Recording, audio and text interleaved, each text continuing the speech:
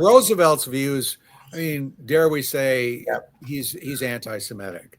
And a lot of people say, well, he's got all these Jewish advisors. Well, Buy my novel, Escape from the Village, from major booksellers online.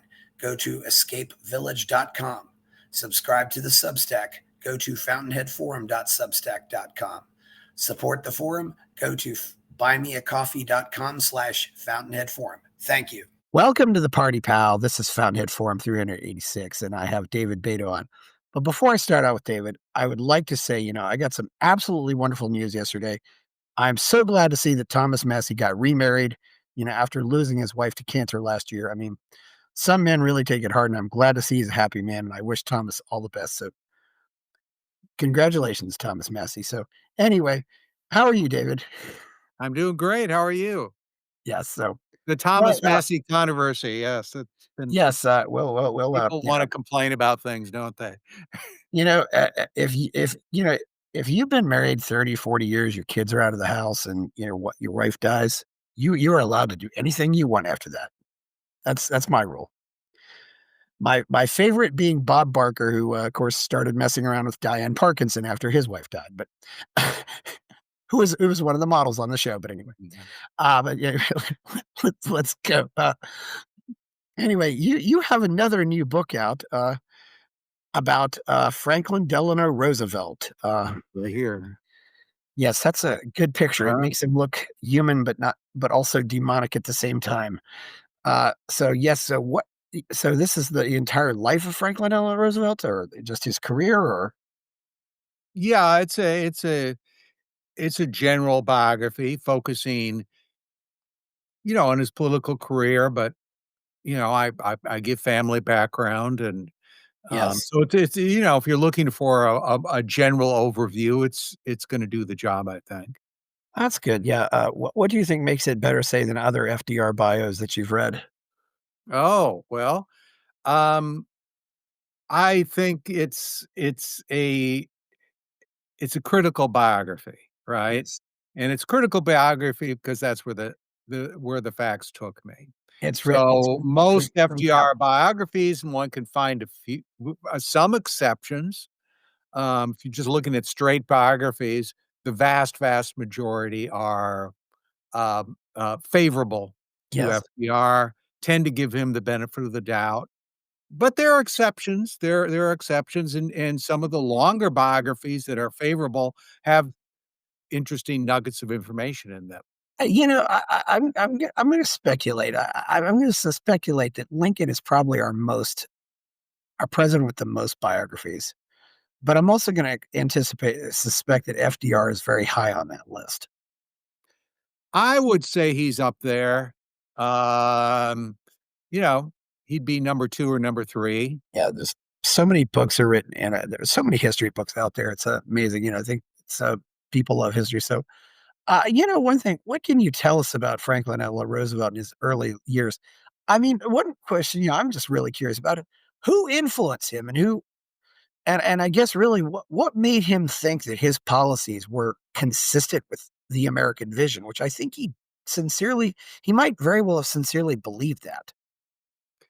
Well, I mean, FDR, part of his secret of success, he was an aristocrat. I Yeah. say sort of, he's got parallels to Thurston Howell III, including mannerisms and so forth, but people tend to view him like my parents viewed Nelson Rockefeller, that, oh, this guy's aristocrat. He doesn't really have to do all of this. He's got charm. He's sort of looking out for the people. I mean, and he projected that persona. The two people who were the most influential on FDR's worldview and really his political trajectory, I don't think there's a little doubt, are Theodore Roosevelt, a distant cousin who we would refer to like a seventh cousin, sixth, seventh cousin, referred to as Uncle Ted, even though he technically wasn't his uncle. Yeah. Although he did become his uncle by marriage because Eleanor Roosevelt was Theodore Roosevelt's niece. Yeah. You had 2 branches of the Roosevelt family that were brought together by that marriage. So he's very influenced by Theodore. Now, FDR comes from a Democratic family. However, that didn't really mean much, right? It depended on the situation. And when FDR is a student at Harvard, he's the head of the Young Republicans there, whatever they call them, the college Republicans. I don't know what the name is, but whatever the Republican affiliate would have been at Harvard. And he was very close to Uncle Ted and saw each other a fair amount. So that was an influence. One thing that Roosevelt got from Uncle Ted was, well, first of all, he's kind of imitating him. He has a very similar career trajectory, and I think that's self-conscious to some extent. Uncle Ted was very much also a guy that was focused on getting the job done. Don't worry so much about the methods you use, whether they're constitutional or whether there's legal precedent. If you have a goal, he's a man of action. Some sense Franklin is too. He wants to get things done. He doesn't worry so much about procedure. That is one influence. The other big influence is Woodrow Wilson, who does not get along with Teddy Roosevelt, but Franklin is supportive of him, an early supporter of Wilson. And based on the strength of his support of Wilson, he is able to basically get an appointment as Assistant Secretary of the Navy, which at the time is a lot more important position than it is today because the Navy was a cabinet position, was a full Yes. cabinet position. So he's Yeah, it Assistant was Secretary yes, it was of the the Navy, Secretary of War and and the from Secretary there, well, of before that, he was in the New York legislature, but his support of Wilson served him well and brought him into the administration and set him up to run for vice president in 1920, just like Uncle Ted had done 20 years earlier, although 1920 was not a good year for the Democrats and Franklin lost. So those are two influences. What does he get from Wilson? I think he gets a kind of, oh, I don't know what you'd call it, a democratic veneer, right? That you don't have with Teddy. Where Roosevelt, it portrays himself as the defender of the four freedoms of human rights. And it's a little ironic since his record, civil liberties record, is probably the worst, I would say, just about any president. But he has a reputation as a defender of democracy. And he latches on to that really kind of later in his administration. That's when he really embraces that. But he's got that from Wilson because Wilson, of course, depicts himself, sees himself as a champion of democracy. So those two things. Also, you know, Roosevelt has very terrible civil liberties record. In some sense, he had that attitude when he was working for Woodrow Wilson, who also had a terrible civil liberties record. So that's an influence. National economic planning through central direction. That is certainly important. You see it under Wilson, where he sets up various wartime agencies to regulate the economy during the war, to mobilize the economy. Franklin does the same thing. He didn't have to do that. I mean, during the Civil War, for example, the economic mobilization was pretty light compared to what you got later.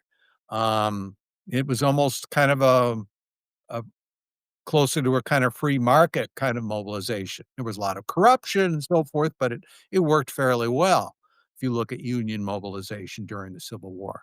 But he's following in the footsteps of World War I, brings in a lot of the same people, including himself, that had been involved in that mobilization. Okay, so yes, Assistant Secretary of the Navy. Yeah, that was a and so that's it. I'm curious, what was the atmosphere at Harvard like at the time? Of course, Wilson was at Princeton, and as people do like to point out, he was our only PhD president. Yeah. Well, what if you want to look at I mean, Harvard is, I don't think Harvard is particularly different in some sense. I mean, you have the sort of the growth influence of ideological progressivism, and that certainly is true at Harvard. But Roosevelt really isn't influenced by that experience that much. He is he's a he likes yachting. He likes stamp collecting. He likes, I guess you'd say, not student politics. He is a reporter. for the Harvard Crimson. He ends up becoming, eventually editor in chief. And there's an interesting story there. So he is not a very good student. He's not a terrible student. He's a mediocre student. He's not the intellectual ferment there. That's not the main influence. I think his main he is a progressive.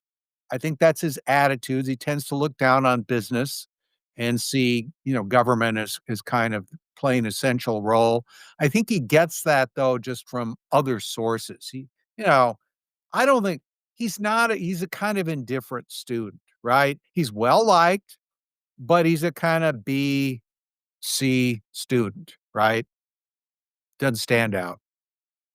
He's interested in the social side of it, to a great extent. Yeah, yeah, it's very interesting because we had this shift at the time where the red team was had certainly flirted with the progressivism, and really the shift, from Grover Cleveland to William Jennings Bryan, uh,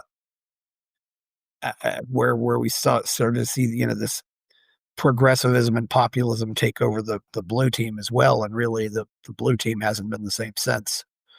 Uh, so I was just, but a lot of this did come out of out of the colleges at the time. Roosevelt had his brain trust, and had all these smart people to run things, and there was this attitude, that smart people should run things.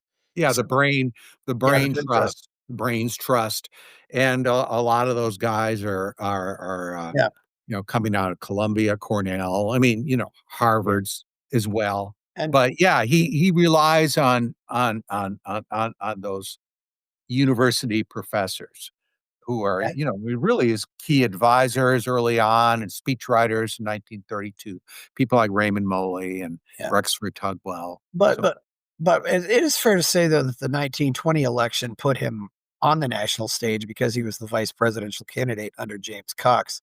Can you tell us a little bit about who about James Cox? Who was James Cox? oh, well, he was a Ohio politician and been governor of Ohio. I think I've got the state right on that. Yeah. He was kind of he was a supporter of Wilson. He wasn't the figure that kind of stands out when you think of history, but he was the candidate and he loyally supported Wilson in that campaign. What's occurring during that campaign could have destroyed Franklin's career. And this is not often talked about, and that is a sex scandal called the Newport is entrapment sex scandal called the Newport scandal, and that is sort of in the background during that campaign, and it never quite is sufficient during the campaign itself to take down Roosevelt. Although I think it had potential to do that. Yes, the Newport scandal. So which was apparently there were some gay Navy personnel. So Yeah, it's and you weren't allowed to, and that was very much a scandal back then if you were considered gay. well, it is considered a scandal. However, it's interesting that Roosevelt took it to the next level because there was this low-level investigation in the Navy that kind of petered out, couldn't get support from federal authorities, and this was done at the Newport Naval Base, where this guy named Irvin Arnold sent around these amateur sleuths, and they would actually entrap people in gay relationships. They'd actually have sex with them, right? And they would try to entrap them and then, expose them and, so forth. Well, this investigation was languishing, but Roosevelt was Assistant Secretary of the Navy. He found out about it and he said, I'm going to back this investigation. In fact, he took leadership of the investigation through was called Section A, which was a unit that he set up. And part of it was Roosevelt was very fascinated by what he called the spy business. He kind of did like reading spy novels and that kind of thing, and really saw himself as, yeah, cloak and dagger guy, Yeah. right? He kind of saw himself that way. Anyway, he took leadership of this investigation and ramped it up in a big way. And but then they started to do things like a priest was arrested, and I mean, people got caught up in it and was criticized by the local paper in Providence. And, you would think, like you Yes. said, being gay in the Navy would be considered like the worst thing ever. Well, even worse for a lot of people. A lot of people you'd expect would cheer on this investigation was this is entrapment. This is going too far. You're destroying reputations of innocent people. You're making accusations without evidence. And so there was an internal investigation, which basically kind of was inconclusive. And then the US Senate investigates. And the Senate, this is going on in the background. And then the Senate finally issues its report in early 1921, and it finds Roosevelt responsible. They said he's unfit for office. Um, Roosevelt was so upset by this that he blamed the Senate Republican Senate leadership in the investigation for his polio because he said that this had created such emotional pressure and strain on him that it had made him more susceptible. Now, his polio breakout is Yep. only a matter of weeks after the Senate committee issued its report. This is a devastating report. It holds him responsible. It's front page. Why doesn't it pick up traction? Good question. I think maybe some of the attitude you said, although it was just horrible what happened to these people. They lost their naval pensions just for being accused, right? They, didn't have naval funerals, et cetera, et cetera. But it kind of died down, I think, because other news stories like Harding was picking his cabinet, so forth, kind of pushed it aside. And Yeah. so it's sort of forgotten. But and historians, you get mainstream historians write biographies of Roosevelt. The Wikipedia bio, maybe it's back in there because I put it in there, for a long time didn't even include anything on the Newport scandal. It was kind Yeah. of pushed off to the Uh, side. yeah, that's wild. And and of course, it's so interesting too because the 1920 election was one of those. I I don't know if we had any other presidential elections, but one of the few. Both presidential candidates were from Ohio, and I mean, and it was an absolute bloodbath. I mean, the blue team basically got what was considered the solid South at the time, and that was it. I mean, they 60% of the vote went to Harding because I think it was largely a repudiation of Wilsonism. Exactly.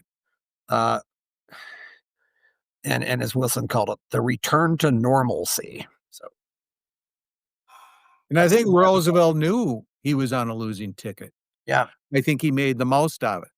So what was And, it? What was he saw it as a stepping stone. yeah.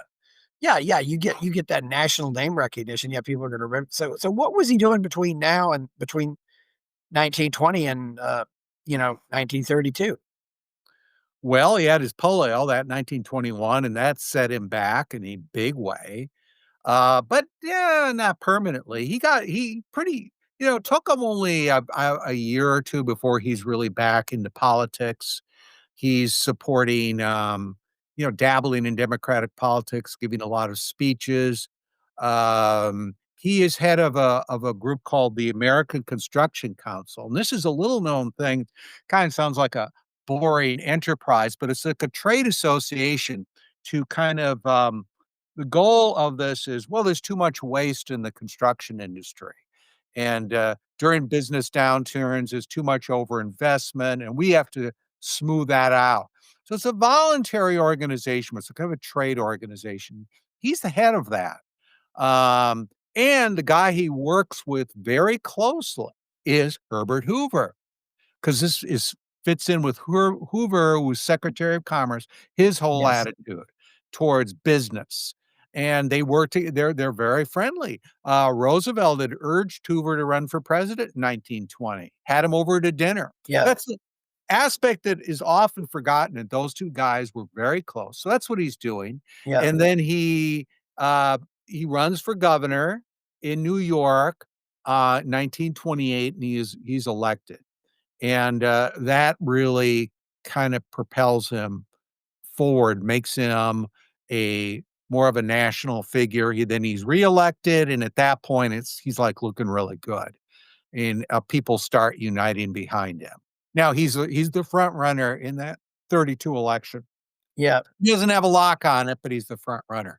Coming out of that, he gets very good press. There are other things that happen. He's very lucky. There's a big banking scandal that doesn't tie him down. That's another scandal. He kind of skirts it. He's able to avoid it, partly because it's during the Depression and people are tending to blame the administration for banking crises. But he has his own big banking crisis that he has a hand in New York.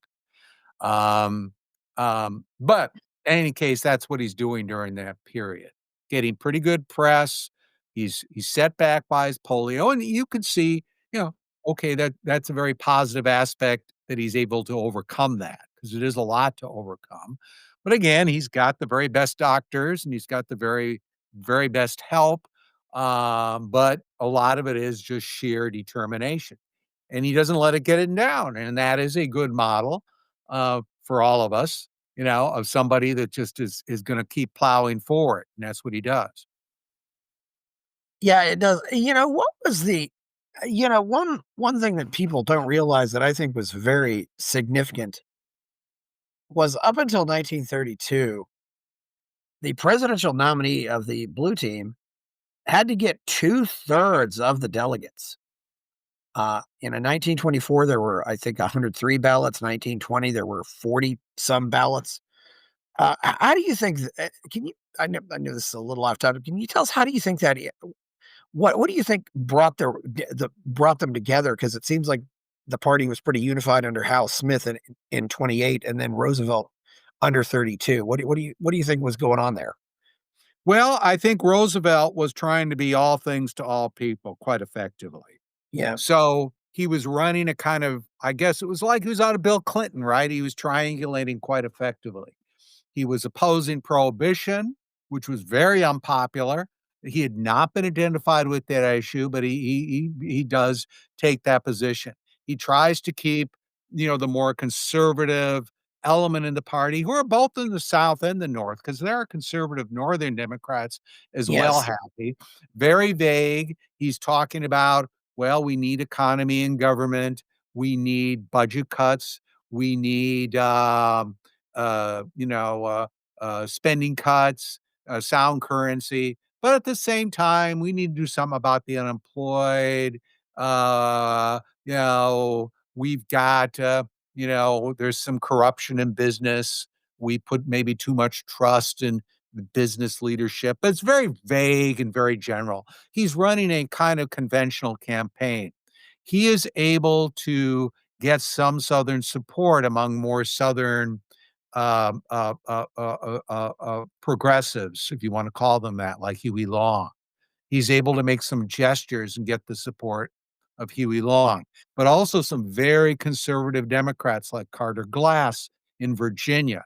He's able to, interestingly enough, please both extremes, and he's able to do that. And then he finally picks, he's going to get the nomination, but just to ensure it, he picks Nance Garner, who is secretary of, not secretary, he's a Speaker of the House.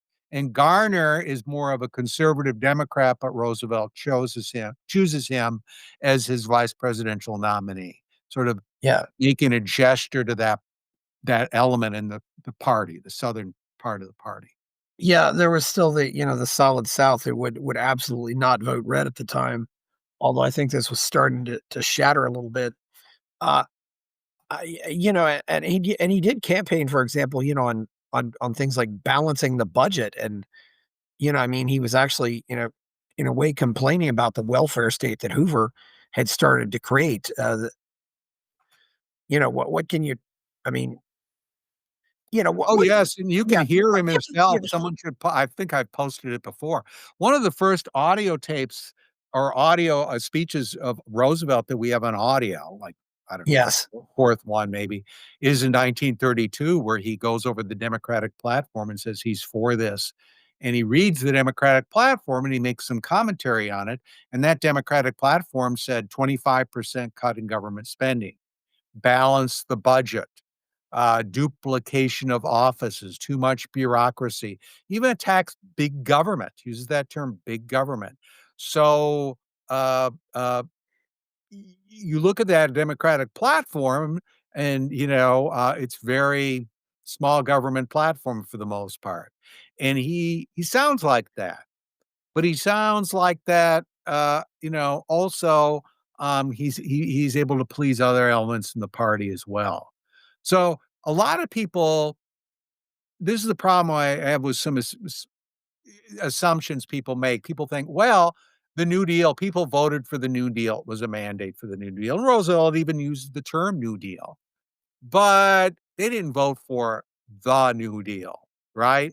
They weren't, he wasn't campaigning for, you know, for that particular agenda. He was very vague about what he was going to do. And you could get someone like H.L. Mencken supporting Roosevelt in 1932. Carter Glass, very conservative senators. You get people like that supporting him, and understandably, right? Well, well, David, you might famously know, who was voting in her first presidential election in 1932 and voted for Roosevelt. Yeah, it was Ayn Rand, I believe. Exactly. Yes, and And and and and and and that's understandable. ending prohibition was actually a big part of that. Uh, was there was there anybody at the time who was trying to make the case for free markets? I mean, because I don't see. I mean, there was all it seemed to be on both sides this attitude that the government has to do something. And it's very interesting because if you look back at that quickie depression that happened in 20 or 21, the government did nothing and it went away. So how did we go from that to where we went with the New Deal, which was just a complete disaster and didn't fix anything? Okay, making the case for free markets is a little broad because you're not going to find a lot of people that are they're very consistent. But there are some very popular governors and politicians that are known as budget cutters, that are known as campaigning against bureaucracy and tax cuts and that kind of thing. So you have that element that's out there, and often very popular. People like that get to office. Somebody wrote a very well known journalist said the biggest thing we ever to a revolution in this country, wrote this in 1932, is the tax revolt. Right? We have tax revolts. In fact, I wrote my first book about the tax revolts of the period. So we do have, I guess you'd call it in a broad sense, kind of anti-statism, anti-big government attitudes that are more out there than you might think. And that's why, if one were doing counterfactuals, let's suppose Roosevelt had pursued such an agenda. I don't think it's out of the question that he could have been quite popular with pursuing such an agenda.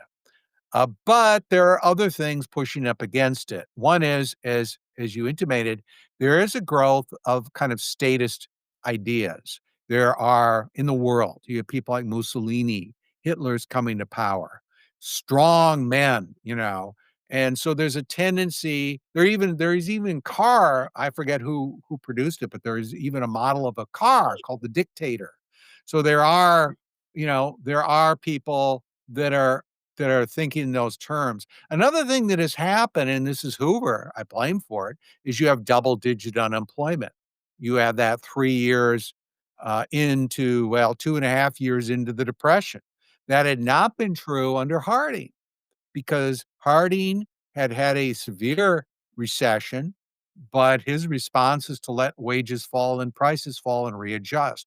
Hoover went in the opposite direction, propping up wages, and this leads to high, for obvious economic reasons, high unemployment. But the effect of that is you create a constituency. You create a large dependent class who are dependent on relief, who, can't get jobs, um, et cetera. So you're creating a kind of constituency for governmental welfare that hadn't existed maybe 10 years earlier. And so you're pressured by that. It's a big voting Yeah. blow, really. And, Roosevelt's, gotta do something about it. And so he has every motivation to say, "Well, all right, I'm gonna cater to this voting bloc. That's what he does. And so there really wasn't anybody. I mean, I know one person who was really critical of the Fed at the time was a guy named Louis McFadden, but that's about. I just it was really a very dark time for liberty and all these ideas. And There were people around who would object to specific things.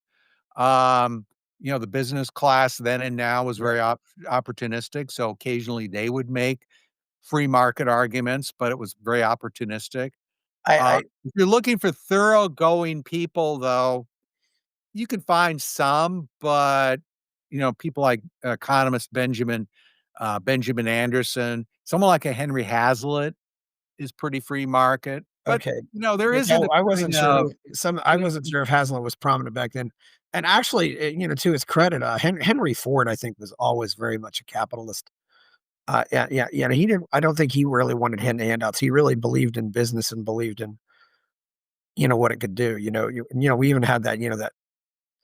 The famous quote from Coolidge, who said, "The business of America is business."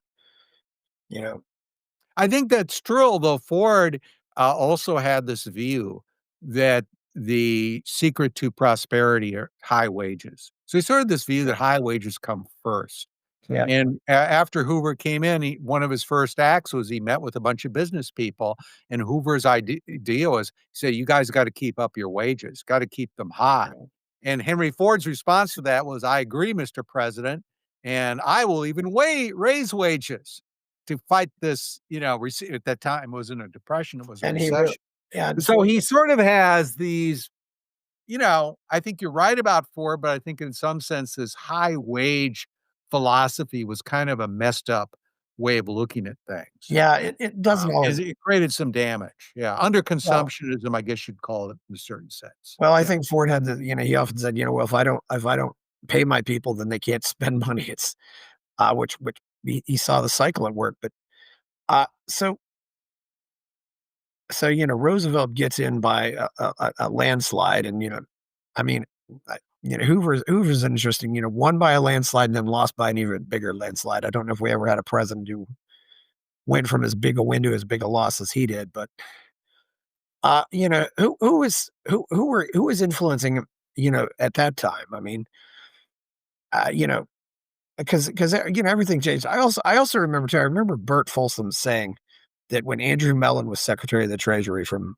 those 12 years, he said he fired one person a day. So who was telling Roosevelt now you got to grow the government and create all this bloat? I think Roosevelt is inclined in that direction. I think he'd Yeah, long been inclined in that direction. I think I don't buy the argument you get sometimes made that Roosevelt just this pragmatic guy. He's going to do whatever works. yeah, I think his ideological default was big government. He he tends to his closest advisors, the ones he listens to, tend to have that big government attitude, and he tends to sort of marginalize and sideline people that reject that attitude. Like his Secretary of State Hull has, I guess you'd say, some pretty free market views on some things, right? He doesn't like the National Recovery Administration. He doesn't like a lot of things Roosevelt is doing, but Roosevelt just kind of ignores Hull, and he listens to these people like Harry Hopkins and others that he sort of brings up from a lot of them from New York. They'd been around him in New York, and Rexford Tugwell, a big advocate of economic planning, Henry Wallace, Secretary of Agriculture, and he tends to listen to these people more. And then as you look later in the administration, Roosevelt really adopts a big spending program. He doesn't do that initially, but later in administration, he really embraces the idea of let's use governmental spending. We always did that, but he's by 1938, he's making the argument. He's re, he's not. He used to talk like well, we got to balance the budget sometime, and we'd have to do this spending. But by 38, he's actually coming with the argument that his advisors are pushing, or kind of quasi Keynesian, or Keynes doesn't really get along with Roosevelt. That is, we need spending is good. because it will smooth out the business cycle. We, it's sort of the first time making the arguments, oh, you need to spend during slack times to improve the economy. You need to spend to create jobs. So he's sort of making that argument more and more by 1938. And I think a lot of it is opportunistic. I think he really believes that. But I think a lot of that is it's very good to get reelected because one of the things Roosevelt can do now is he can kind of ramp up spending at his own discretion. And he tends to do that during elections. So we have what we call historians have called the political electoral cycle. Really, by 1934, you're seeing a pattern where the president is ramping up the money during the election, cutting back after, and then ramping up again. And in 38, he does that. He's able to do that much more openly by making the argument that this is good for the economy. He's doing it much more quietly or early on. But you got things where Roosevelt's saying we got to get that money out the door by the election. We got to spend that money. And he targets it. He uses public opinion polling, hires some of the best public Yeah, opinion people, polls, and they will actually target candidates. They'll target swing states. New Jersey's a swing state, Pennsylvania. Pour a lot of money in there. Who gets left behind? The yeah, South. yeah. He doesn't put money into the South because it's reliable. Because He yeah, doesn't put exactly. money into heavily Republican states. He'll go for those areas where he thinks he can win, right? He Yeah. can swing in very modern using public opinion polls for this purpose. Very systematic. Yeah. Beginning in 1934 in a big way. Yeah, and as you've pointed out too, Roosevelt was also really the first president who, I think went out and you really utilized the new media, in this case, the radio. Because you pointed out that the radio stations seemed to be pro-Roosevelt, whereas the newspapers were still against it. Yeah, and, Hoover Hoover is sort of responsible in some ways for what became the FCC. He is chiefly responsible, but the interesting thing about Hoover, he's just inept at using radio. He's if you listen to his speeches, they're not very exciting, and he just didn't use it very effectively. Roosevelt from the 32 even earlier than that maybe, he recognizes that radio, is his best friend. He's befriending people like Father Charles Coughlin, a radio preacher from Detroit who is very popular. Roosevelt aligns himself early on with Coughlin and learns from him. And then when he becomes president, Roosevelt is able to do these things like the fireside chats, which are it anticipates Trump in Trump's use of Twitter and True Social. This is Roosevelt's way to Yeah. go directly to the American people without reporters in the way, and that's what he does. Now, because you've created at the time called the Federal Radio Commission, there's radio stations and the networks are always living in fear. And so they are extremely cooperative. So if Roosevelt wants to give a speech, they will cut into their regular programs, give him free time, very generous. Thousands upon thousands of hours from Roosevelt's advisors, people in the federal government, agricultural agency, housing agency. They're getting their own radio shows, uh, uh, uh, during this period. Thousands of hours. So radio is in fear.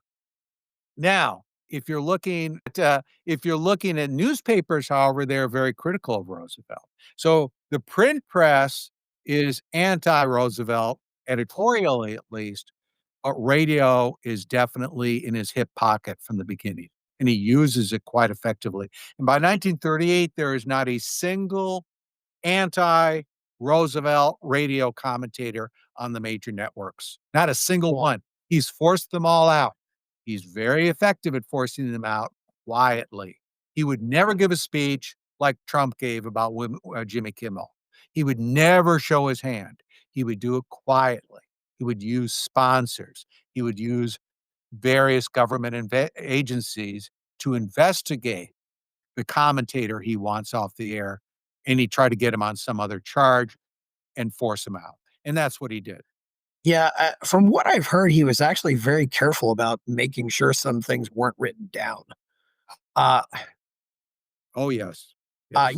I was listening to another show with C.J. Kilmer, and he said that J. Edgar Hoover would often get these, and a lot of times these policies. He'd say, "Well, that was just an order from Roosevelt." He actually, and so really, as time goes on, though, uh, he's in there, and when did he start? When did he start angling for a third term, which really was at the time, it was just considered blasphemy almost to try to run for a third term. Well, I'll tell you the third term thing, but it sort of brought up what you said brought up a thought. He runs in 1940 against Wendell Willkie, who's the Republican. Yes. Now, an interesting story here is there were rumors out there that Roosevelt found out that Willkie was having an affair. And, Roosevelt is talking to a very close advisor, and this is sort of like a taped it's taped, and there is White House taping. Roosevelt mainly did this so we could record, news conferences, and he could say to reporters, "Well, I have you on," he wouldn't say it that way, they didn't know they were being taped, but he could know for sure what had been said and that kind of thing, right? And he left on the recorder, and he was talking to a key advisor, and they were talking about Wilkie and this affair, and Roosevelt said, "Well, we can't be identified with this issue. However, we can spread it down the line. We can have others spread it." And it's a very revealing tape. If any of you look it up, you could find it. Um, just White House tape, Wilkie, 1940. And it gives you a very good sense about how Roosevelt operated because he's saying, we can't have our own people do it. Let's spread it down the line. This this stuff about this affair. Yeah. I think it gives the hidden Roosevelt, you can get it that way. Okay, why the third term? Well, Roosevelt plays a very interesting game here. He'll say, "I don't wanna run. I really don't wanna do it." He even told his key advisor, Farley, he said, "I'm gonna tell the delegates that I don't want this job. I wanna just go back to Hyde Park and, I wanna be, tend my garden," and he would say things like that, and he kept everybody guessing all the way to the convention that what he was gonna do, and he told James Farley, he said, "I'm gonna tell the delegates I'm not gonna run." And then Farley said, "Well," Farley, "Here's how I'd handle it, Mr. President. I would give a speech now and say, 'I will not run and I will not serve as elected.'" And Roosevelt said, "Well, I can't do it that way, Jim." He tried to corner him. Finally, the convention came and Roosevelt still hasn't announced. And then the message is passed down by Roosevelt's supporters, um, to get a demonstration in favor of the president. And this is where the so-called voice of the sewers comes in. There was a guy that was the sewer commissioner. The convention was in Chicago. Of course, the political machine there is very much for Roosevelt. And he Yes, has a microphone. yeah, He's in was the that Daily at basement. the time, or was that before Daily? Yeah, it's before Daley. Daley's Okay, around, probably a young kind of machine politician at the time. yeah, It's in a machine that becomes the Daley machine. yeah, I think Chicago's always been the most corrupt city in America sometimes. Yeah, Yeah, well, anyway, this guy's in the basement, and he's given the orders. Uh, uh, uh, uh, it's like the beginning of the convention, and there and the word goes out. Um, we want a demonstration and calling for Roosevelt to run because the delegates have really been instructed. They don't know what to do. Well, I'm thinking, well, he's not running. And so this guy starts this demonstration on the floor. We want Roosevelt, and it doesn't really go anywhere. And the delegates are sort of like looking around, like, what are we supposed to do? And then they get this guy in the basement has a microphone, commissioner of sewers, and he does and of course, it goes out over the convention, piped in. He says, "We want Roosevelt. We want Roosevelt." And then it starts spreading and spreading, and they announce Roosevelt is chosen as the nominee almost unanimously. And then he gives a speech, and it's very interesting to look at. He says in this speech, I didn't want this job, but like I think he says, like a good you know, I've had many sleepless nights. I don't want this job, but you've called me to duty and I will serve. You know, this kind of thing. Yeah, It's a yeah. very Hopeful. disingenuous speech, but that's the way he does it. Now, he, he wanted to run in 1940 and he even sets up a campaign, but it's all very duplicitous, very hidden. Like he wanted it to be seen as he was the unwilling candidate. And that's how he's able to pull it off. And He's able to divide his opposition. They don't know. A lot of them would like to, run, but he kind of dissuades them from running because they're not sure if he's gonna run and that kind of thing. And oh, he's able to undermine them yeah. through very smart divide and conquer strategy. Yeah. I should have asked this before this question, but what were his relations like with, say, Stalin, Mussolini, and Hitler? Okay. Because I think there was, because it's a dirty little secret that there was actually very much a fascination with those countries in the 30s. Oh, yeah, Roosevelt was a very much a Mussolini admirer. He called him that he said one to his one, "Say hello to that admirable Italian gentleman," right? Yeah. He praised Mussolini in a big way. He did eventually turn against him, but that wasn't really until after Mussolini invaded, Ethiopia, 35 1935, he starts to turn against him. Hitler, he's not like talking up Hitler so much. Hitler's talking up Roosevelt though. Hitler praises the president. He's saying he's, doing this is National Socialism in action. He's doing exactly what we're doing. Yes. And there's a very good book about this called oh god, I cited by Schwibbelbush. I can't remember, the title of the book, but I cite it. But this guy goes into, how there's just so close parallels between the New Deal and National Socialism Yes. and fascism.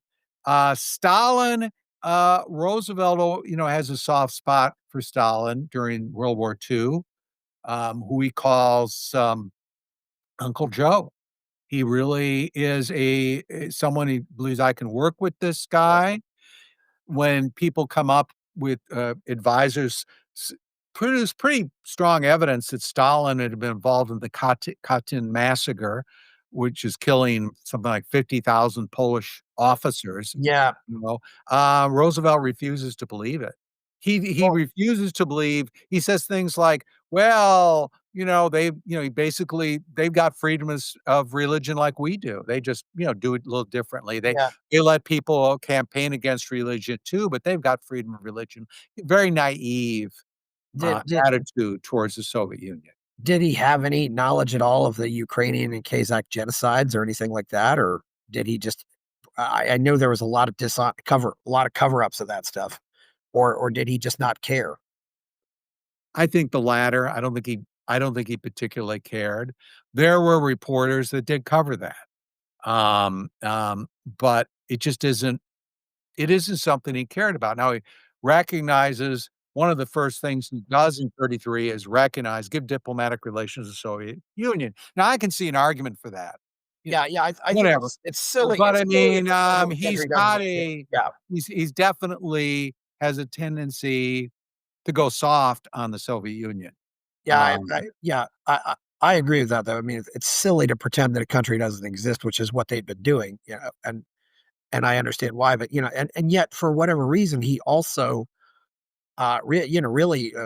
really starts to pursue all of this, uh, hatred of Japan. What motivated that? He was so determined to get us into that war. well, you sort of brought to mind a thing about the Soviet Union as well. Hitler and the Soviet and Stalin, carved up much of Eastern Europe. Yeah. But Stalin was very smart about it. He held off sending his troops into Poland a few weeks after Hitler had done it. even though they had agreed to. So if Stalin had gone in right away like Hitler, it's altogether possible. There would have been tremendous pressure to uh, for the British and the French to declare war on both of them. So Roosevelt from that period on is basically very, even though Stalin is, on the rampage, is kind of leaving him alone. Now, Yeah. the whole thing about Japan, uh, you know, there's Roosevelt is sort of passing over opportunities. Like we had a commercial treaty with Japan, which he refused to renew. He There are demands that Japan, which is embroiled in war in China, um, withdraw, and Japan refuses. But then at one point, the Japanese leaders are saying basically, well, we are willing to talk about evacuating China.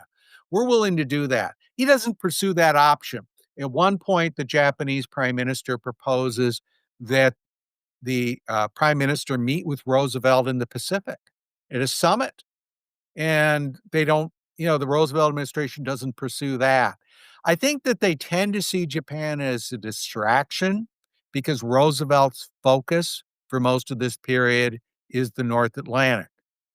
But by the time, late 41, I think that they are willing to, if necessarily, provoke Japan into an attack. But I don't think they take the Japanese very seriously. That is part of the reason I don't buy into the theory that Roosevelt knew the attack would be at Pearl Harbor, because I don't think they took the Japanese seriously enough. I think that they thought they knew there was gonna be an attack, or they knew it was quite likely, but they didn't expect Pearl Harbor because they just Yeah. didn't think the Japanese were capable for that kind of mission, right? They didn't think Japanese pilots are very good, Japanese planes are very good. And they thought, well, they're gonna attack, but almost the universal view would be somewhere like, the Philippines, Singapore. They didn't think that they were gonna attack Hawaii. Um and so I don't buy into the theory that Roosevelt knew there was going to be an attack. I think you can fault him, though, for a lot of things, like, for example, he really is starving the Pacific of resources. So, for example, the commanders on the ground are asking for observation train planes in mid-1941, and Roosevelt isn't giving them what they ask for. He's sending the resources through Lend-Lease and other programs to support the British and then the Soviet Union, because we're giving all kinds of money to the Soviet Union prior to Pearl Harbor, Yeah, through Lend-Lease. Yeah. it never really, I mean, he never, I mean, I really, some of these things are, I really get the impression that the American public was very much against going to war, but he was so determined to get America into the war anyway. Is that fair to say? I mean, Yeah, I think you agree, most like the people America are first committee, willing and say, well, they're willing to help the Allies, because right? But, we'd been as far as burned in going World into War One. war, there was very strong opposition to that. Yeah, And Roosevelt knew that. He knew he's trying to get an incident in the North Atlantic. That's his main focus. Get them to shoot first. And he pumps up these incidents into really big deals, and they aren't, they're much more murky, like the Greer, for example. We're chasing around a German submarine and they fire back. Finally, we're helping to track them. We're helping out the British Navy. And every time one of these incidents occurs, Roosevelt goes on the radio and he makes a big, big deal about it. And he tries to pump it up into something big as a cause célèbre, but he's never able to do it. He's never able to do it. So Hitler ends up doing him a favor by declaring war on the United States. And there's a little bit of a story to that too. But had Germany not declared war, I think Roosevelt would have gotten a declaration of war against Germany after Pearl Harbor, but it would have been a little bit more of a fight to get it. and this was the last time we ever got a presidential declaration of war. I gotta ask too. Can you tell us anything? Yeah, uh, yeah. The last time we ever got a declaration of war, but what do you what do you think his vision was for the war? What do you think he wanted to get out of the war? Because it seems to me that uh, because he never really got to live out his vision, of course, because he died before the war was over. But I think that uh, I think he has a early on a kind of vision for, you know, the UN, what becomes the UN, um, a view that the US is going to he has this kind of view that settles in the war of the four policemen, right? The US, China, he has hopes for China and Britain and the Soviet Union. You know, we're gonna kind of govern the world, will prevent future wars. He definitely has a view of unconditional surrender towards Germany and Japan. He wants to destroy them. He wants to at one point, he says about Germany, he wants to castrate them. And he literally means that in some ways. You know, like they're just hopeless, right? They're always starting wars all the time. We've got to we can't show any mercy. And that's why you have various plots late in the war by von Stauffenberg and others. And Roosevelt is completely unsympathetic to these people. Completely. He says, I don't care. You know, he makes jokes about it. These Prussian military officers, they're the ones that were, you know, even though von Stauffenberg isn't from Prussia, well, they're the ones that enabled Hitler. I have no sympathy for them.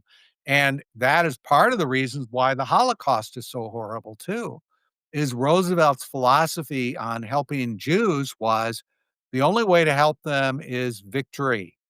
And then, in fact, they have a slogan, rescue through victory. During the war, 43, 44, a lot of these Axis countries are like Hungary and Romania, they're getting very restive. They want out. They wanna cut deals. And both Hungary and Romania are willing, for a time, to cut deals, to release hundreds of thousands of Jews, to let them out, if only the Allies will, you know, take them in.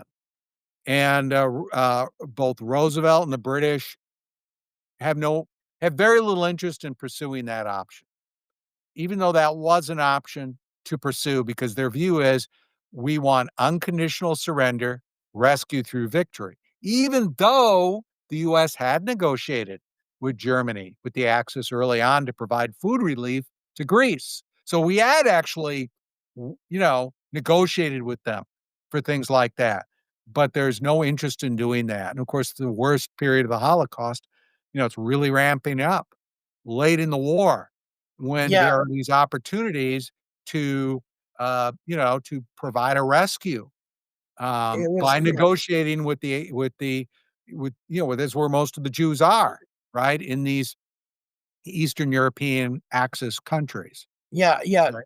There were very few Jews left in Germany, and really the mass killings didn't really start until after the U.S. was in the war. I mean, obviously, some people went off to camps, but there was more a process of expulsion than process of just outright killing. But Yeah, I think you're half seeing the you're Jews getting the tried to first help for Polish. signs of the Holocaust by, you know, a little bit before Pearl Harbor, but it's not on the kind of systematic basis that it's going to Yeah, be, you know, going to yeah, happen.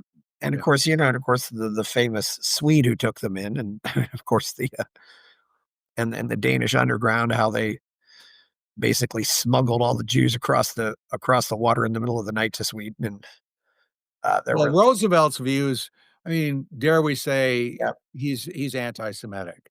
And a lot of people say, well, he's got all these Jewish advisors. Well, Nixon arguably had even more Jewish advisors, but he was a very anti-Semitic fellow as well.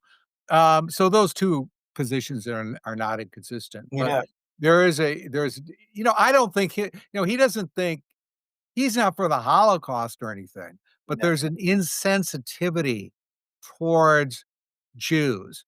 And Roosevelt also says on several occasions, well, you know, they do have too much influence. It's understandable why there'd be things like quotas. In fact, Roosevelt, when he was in the Harvard Board of Overseers, supported an unsuccessful plan to impose quotas, significantly reducing the numbers of entering Jewish students. And his argument was, well, you can't have one, uh, you know, group having disproportionate influence. Yes. So, and he's saying things like that in World War II. He's saying things like, well, these anti-Semitic programs of Hitler and the Vichy, they're sort of understandable that they're doing this because you do have this and he exaggerates how much that's the case, but definitely a lack of sympathy. So a lot of us sort of will look back at World War II and we'll look at the Holocaust and say, "Wow, yeah, that is a prime mover." It really isn't for Roosevelt, and I don't think it's for Churchill either. They Yes. have other concerns about Hitler. They think, they don't think he's a good guy. They think he's a kind of international gangster. They thinking he's a guy that just, is lawless and so forth. But the Holocaust, Jews, that's just not a major factor. And I'm not controversial in saying this. It is not a major factor in their thinking. It is something they don't approve of, but they're really not willing to do much One about it. one positive thing I do want to read is Roosevelt wrote this letter in August 16th, 1937 to Luther Seward, who was president of the National Federation of Federal Employees, and he wrote, I quote, all government employees should realize that the process of collective bargaining, as usually understood, cannot be transplanted into the public service. It has its distinct and insurmountable limitations when applied to public personnel management, unquote. In other words, Roosevelt was against government unions. He was, and, and that is after collective bargaining was enshrined through the Wagner Act not long after that, and, of course, a lot of these government workers are thinking, "Well, we need that too, collective bargaining," which is this, kind of a system of monopoly unionism, and Roosevelt's against that. Now, I think one could have a somewhat less charitable view on that, is that Roosevelt doesn't want his discretion. And that explains his views towards a lot of things like trade policy. He's like Trump in a certain sense. He wants discretion. Now, if you start getting government unions coming along, that limits his discretion. So I think that's part of it. But I mean, some of his arguments are very prescient. Roosevelt's was also against federal deposit insurance. And some of his arguments there are very prescient. Course, part of the Yeah. problem there's a problem there too, in that Roosevelt had prevented alternative forms of preventing, uh, banking instability, like allowing banks to branch across state lines, which would have Yeah. solved that problem. Canada had no federal deposit insurance, had no banking failure during the Great Depression because they allowed banks to, branch across provincial lines. Yeah, that's what people forget, nowadays we have all those big mega banks, but back then, it's like, one bank might have, the bank in your town and the bank in the town, 10 miles away would have another bank. There was all these little banks that went out of it was so wild, and as you pointed out too, Hitler praising, we forgot, Social Security was started by Hitler's biggest hero, which of course was Bismarck, and Roosevelt adopts that. I mean, and I guess nobody really saw the irony in, implementing all these policies is who was it asked, if you love Social Security, why did you fight Germany? Yeah, that was Rose Wilder Lane. There's a Yeah, little story on Social Security, which is kind of interesting, which hasn't been written about. When that was being debated, there was an amendment proposed called the Clark Amendment, and that was essentially allowing people to uh, uh, uh, get private pensions as an alternative to Social Security. They had to have one or the other. And it's a little more complicated than that, but that's basically what the proposal was. That essentially, if you were getting a company pension, you could, you could rely on that instead of Social Security. There were certain limits and so forth. That is proposed and it passes the Senate. by very lopsided vote. But Roosevelt, his advisors, they come together and they're able to stop it. But it shows you that there were interesting debates during that period, and the Clark Amendment is stopped. But it stopped because the Roosevelt finally says, "No, I don't want this." He wanted a universal program, as he said, from the cradle to the grave. That is a term he used, as his vision. That's what he wanted, from the cradle to the grave. Yeah. David, I don't think you have that much time left, but years ago, I read in US News and World Report that World War II actually gave us more lasting bureaucracies than the New Deal did. Is that true or not? Um, I've never really looked at that issue. Certainly, if you look at the tax code, our modern income tax system, that is a byproduct of World War II. Yes. The whole system of withholding comes, comes from World War II because they were charging before the war, you had extremely high marginal rates, but only the wealthy paid these high marginal rates. And frankly, the wealthy didn't pay them either because they would find tax shelters. Oh, yeah. When the war comes along, they really need revenue, and the revenue is simply not there. They got to get it from the middle class and the working class.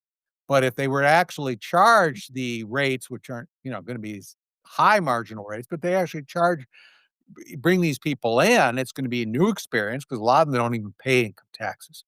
And so the way they do it is through withholding. And that's the way you're able to make the income tax before the war is people call it a class tax. It's aimed Yeah. at the wealthy. It doesn't bring in that much revenue.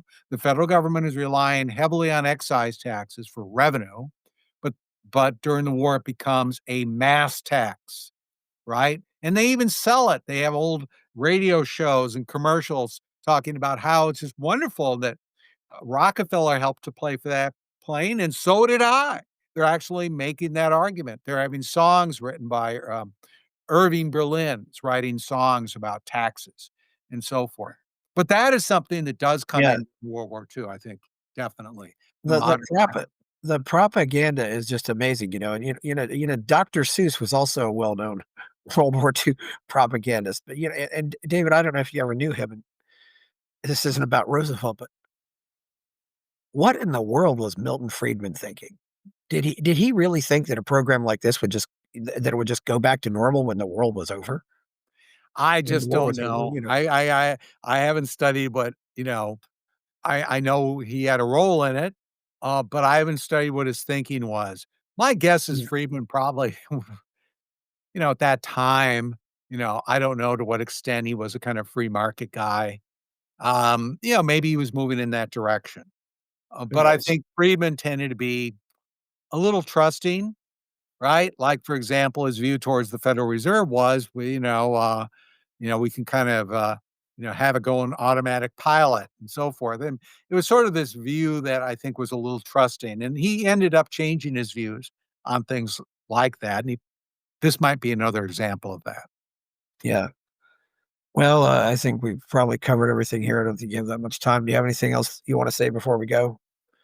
Um, not really. It's just that the book is coming out. You can order it at Amazon. It's coming out officially on the 26th. And if anybody knows a good venues for me to be interviewed in like this, Yeah. I'm more than willing to do it. And I'd like to talk to people that maybe don't agree with me. I think that would be interesting to do a debate, for example, on Roosevelt, Yeah. would be a great president or not. So, I think the book is gonna give you a good broad survey. It's gonna look at economic history. It's gonna look at foreign policy. It's gonna look at, his background.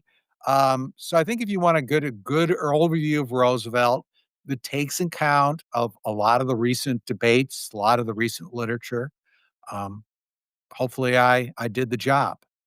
It seems like to me we can finally have sane debates about Roosevelt because, you and I both know the pain of having to deal with, say, an older relative who thought that FDR was God, and they really did think he was God. You know, Well, the libertarians will never know that experience. I think that brings up another issue is that I think Roosevelt is ready to be toppled from greatness. He's still usually ranked up there, I think 1 or 2 or 3 top presidents. But Wilson was rated in the top 10 not so long ago, yet his reputation has been tatters. And I find this when I get in discussions with people about things like, "Oh, Roosevelt's a great guy," and then you bring up Japanese internment. They don't really they're caught flat-footed, and they'll say things like, "Well, he was distracted," or, you know, "there was hysteria." None of these arguments are convincing. Or anti-lynching, point out he didn't do a thing for civil rights or, support laws against lynching, which are being proposed constantly. And again, very weak defenses, very weak defenses. And so I think that he's vulnerable, but people want their heroes, and people on the left want their heroes. On the right, they like Ronald Reagan, he's their hero, and on the left, it's Franklin But Roosevelt. So I they're not gonna really they're holding on for dear life, but frankly, at a certain point, I think it's gonna be hard for them to keep defending them, like well, it was Wilson, who was once very Wilson has popular. been toppled. Yeah, yeah, yeah. Yeah, definitely. Well, And Jackson, I mean, Jackson, I think more of a mixed record in some ways, but Jackson was again regarded by many as one of the greats, and now, few people are gonna rank him that high. So, but I think the best model would be Wilson, right? Someone very recently, was seen as this great defender of the 4 freedoms, this guy that tried to do the right thing in World War I and was ignored. He got very good press. yeah, well, it'll be very interesting because there's a lot of, and I don't necessarily agree with a lot of the revisionism that's happening out there, but we've certainly put out good stuff. Not to mention, the. But anyway, please like this video, subscribe to the channel. Uh, what's your website? Um, I don't know if I really have a website. Okay, I'm well, on I'll I'm just on tell you. X and I'm on Facebook and Okay, and university. If you wanna download a lot of my articles and things, you can go to University of Alabama History Department, and I got a lot of my okay, stuff yeah. put up there. Yeah. Yeah, okay, well, please, check out my Substack, go buy my novel, Escape from the Village. Please like the show, subscribe to the channel, and give me money and buy me a coffee. Thank you, David Beito. I'm Chris Baker. We're Buy my novel, Escape from the Village, from major booksellers online. Go to escapevillage.com. Subscribe to the Substack. Go to fountainheadforum.substack.com. Support the forum. Go to buymeacoffee.com/fountainheadforum. Thank you.